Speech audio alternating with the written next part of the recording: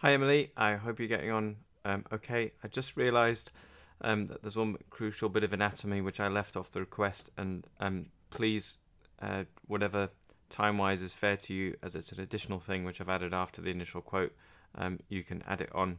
But it's just the parotid and the submandibular glands. So I think you could probably use a similar texture as what you've used for the fat pads, but just make it.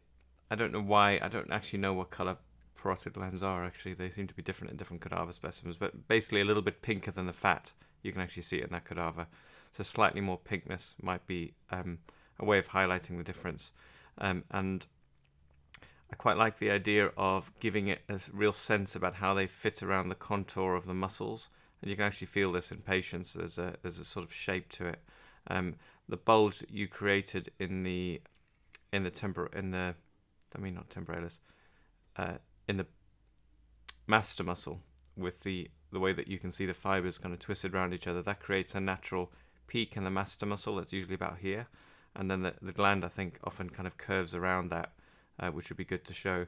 And this may be like a shadow like is on this illustration, to kind of show how that gland is sitting on top of the muscle would be quite useful.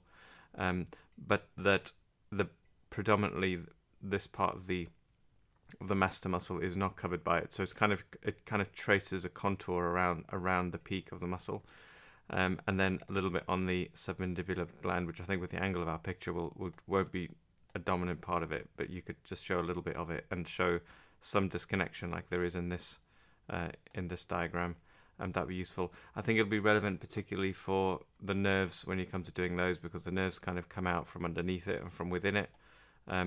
So you probably make that layer on top. I'm sure it'll be clearer to you. So the nerves hopefully aren't going to be very detailed, because they'll be quite thin. Actually, I don't know if they're actually quite big, aren't they? But basically, so it looks like the nerves are emerging from the parotid gland. So I think as a layer, they'd probably go on top.